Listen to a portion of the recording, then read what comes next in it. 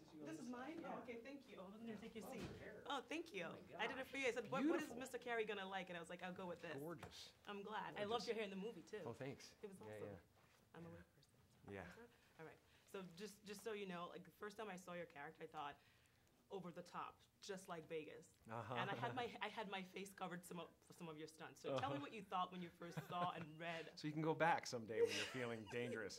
You know. Yeah. So what were your first thought when you first read the script and found out about this character? I was just in right away. I was like, this is fantastic. This is kind of like a comment on where the world is going. And of course, to work with Steve Carell is a thrill.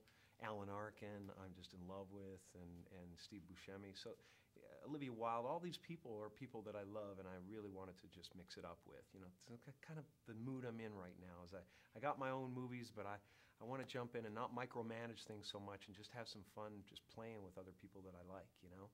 And it's a great job. Thanks. Seriously, I Thanks. really did enjoy it. And I was talking to Steve Carell earlier, and he said what he likes most about working with you is that you're inspiring. Yeah. And I agree with him because I'm inspired right now sitting here. Oh, I don't know about nice. what, but I just feel inspiration coming that's for good. something. Yeah, well, and well, you we're know in how heaven, you know. I know this is heaven. I don't Yeah, want to leave. it Then I'm is. good. So another thing I have to say is that like, with every role you do, you seem to just happen to surprise people with every single thing you do. And I'm going to tell you the part that I was most surprised about. The coal scene. Uh-huh. I was like, was Jim Carrey always this buff?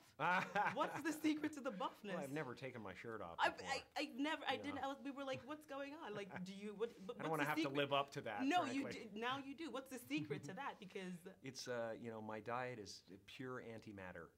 That's all I eat. Yeah. No, it was a lot of hard work. A totally unnatural place to live, you know. But it was really fun getting there and being that guy. But you know, the fun part is that you know there's a lot of people out there like my friend Judd Apatow who like keeps saying that you know washboard abs aren't funny. So I just went out to prove him wrong. so what'd you do?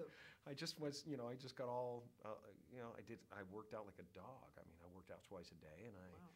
you know, and I ate like a bird.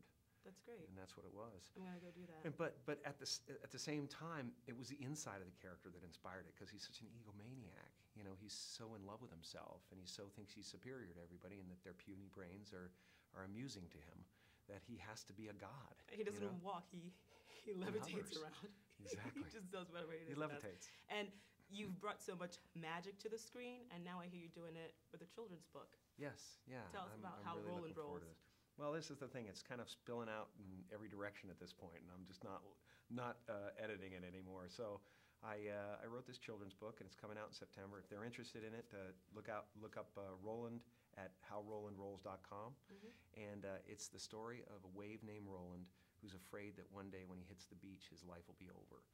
But when he gets deep, he's struck by the notion that he's not just a wave, he's the whole big wide ocean.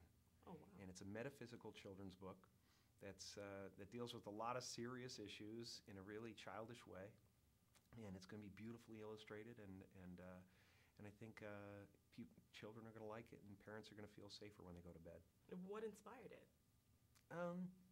Just I love children, you know. So, you know, I'm a child, and my daughter, you know. I mean, some of the greatest moments we ever had. I mean, the simple moments like reading a child a story when they go to bed. That's where I want to be. You know, I want to be there when they read their child a story when they go to bed. You know, and those are heavenly moments. Okay, cool. Thank you so much. One last thing I was going to tell you. Before I did this interview, I found out the director and I have the same birthday, so I was going to find something in common with everyone in the movie. So Wait, Olivia Wilde's you don't character... have kidney stones, do you? No, I don't. I don't. Okay, I he know. does. No, Olivia Wilde's character was that no one pronounced her. He never got her name right in the movie. Steve Carell was the wig and makeup because I like hair and makeup. Yeah. And then yours is that in Ace Ventura, the second one, it was my language you spoke when you said Ekwensuacha. Oh no! I know. You're kidding. How cool, yeah. So That's just to super let you cool. know, see how we're connected? that's super cool. God bless. Yay, nice to meet you, sir.